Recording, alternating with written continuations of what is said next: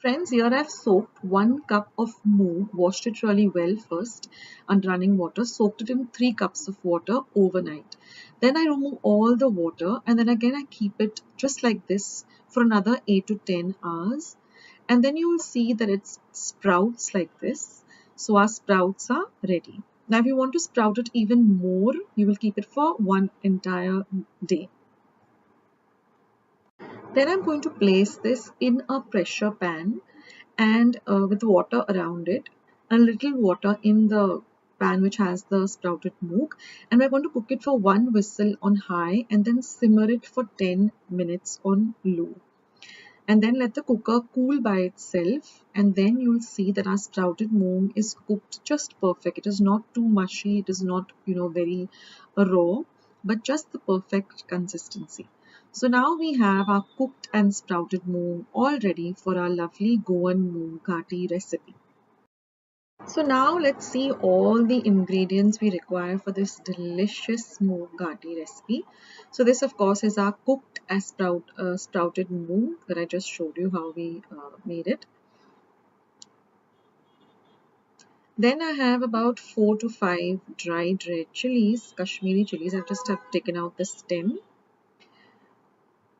Then we have over here 1 tablespoon of dhania seeds or coriander seeds. This is a small piece of nutmeg, 1 star anise, some 8 cloves, 6 cloves, 8 peppercorns, and half an inch of cinnamon.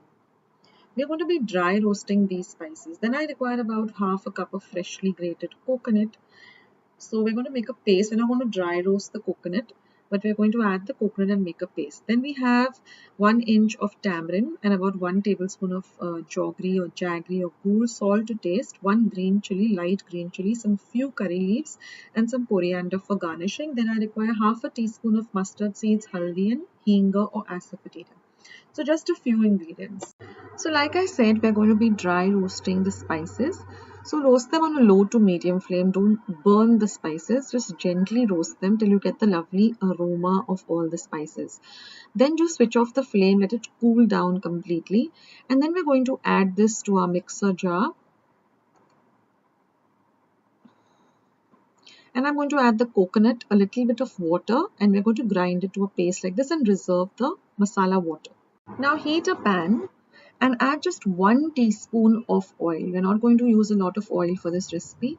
1 teaspoon. Now once your oil is hot, we're going to add the green chilli. There is just 1 green chilli that I've cut into 4. And we're going to fry this green chilli really well. Then we're going to add just half the quantity of the curry leaves. I'm going to keep the other half for the tempering. So fry the curry leaves also really well. Now we're going to add our cooked sprouted moong. Mix everything nicely together. Now we're going to add the haldi powder or the turmeric powder. Next, we're going to add some salt to taste. We're going to add the tamarind and the jaggery or ghul.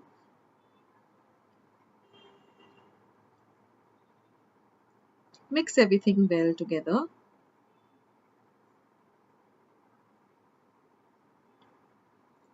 We want the jaggery to also melt. You can also use sugar if you don't have that at home.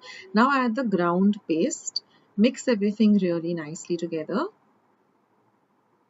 And now we're going to add the masala water. You can add as much or as little as you want. If you want a thicker gravy, then add little less of the water. If you want a little more watery gravy, then add a little more water. Let this simmer or come to a gentle boil for about 2 minutes on a low to medium heat. Now we'll add the coriander leaves. And now we're going to mix everything and just turn off the heat. Now here I've taken a tempering pan. To that I'm going to add 1 tablespoon of oil. Once my oil is nice and hot, I'm going to add the mustard seeds. Once the mustard seeds begin to splutter, I'm going to add my curry leaves. Turn off the heat and then add your Asafoetida or hinga. And now we're going to pour this tempering evenly over our gathi. Now mix everything well and our lovely recipe is all ready to eat. I love having this with some lovely hot steamed rice. You can have it with even pav or bread or chapatis, puris, the choice is yours. So here you can see I've taken my lovely rice which is cooked and this gathi, and it's a complete meal. Enjoy it, friends. As well as today's video, and if you would like to see more videos like this, then don't forget to leave this video a big thumbs up. Also by clicking the thumbs up icon. Also don't forget to subscribe to my channel and become a part of Akshata's recipes. Once you have subscribed, there is a small little bell icon that will pop up, so just click on that. That way whenever I put up a new recipe or a new video, you get a message for the same. So on that note, I'll say bye and I'll catch you in my next video sooner than you think. This is Akshata saying bye, take care, stay healthy, stay fit, be kind and loving to one another. So till we meet again, bye.